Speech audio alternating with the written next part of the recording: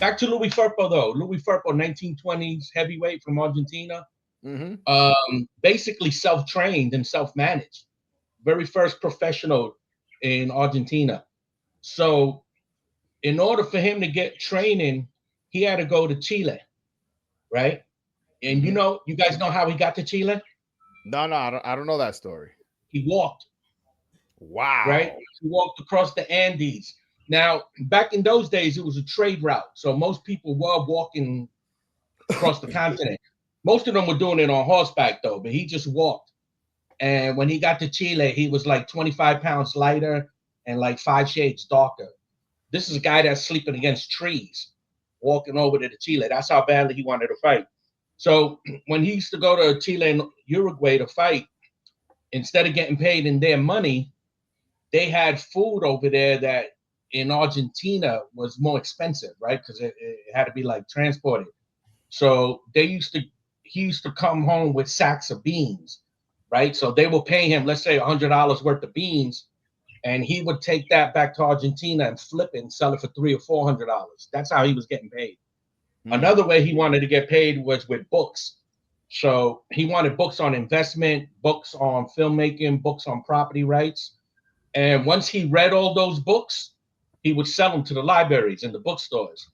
But with that knowledge, back then, there weren't too many movies out in the 1920s, right? Hollywood, I don't even know exactly when Hollywood started, but it was just at the end of the silent era.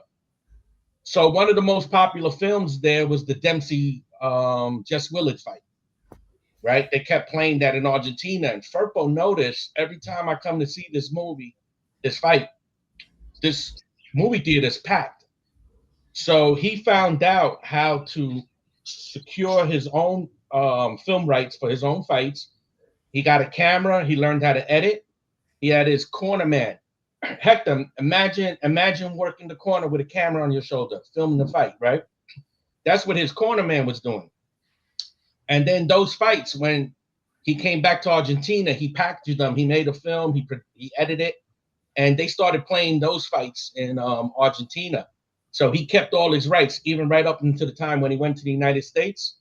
And the fight with Jack Dempsey, when he knocked Jack Dempsey out the ring, every time that played south of Mexico, Firpo was held the film rights for all those fights.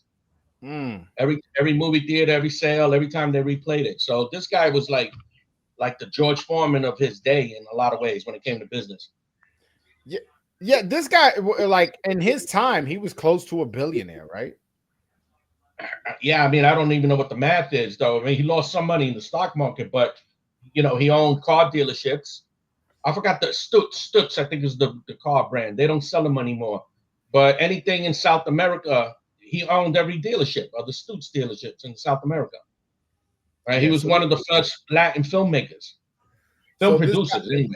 Yeah, this guy owned a bunch of real estate, owned all the rights to his fights, owned a bunch of car dealerships in South in South South America. America.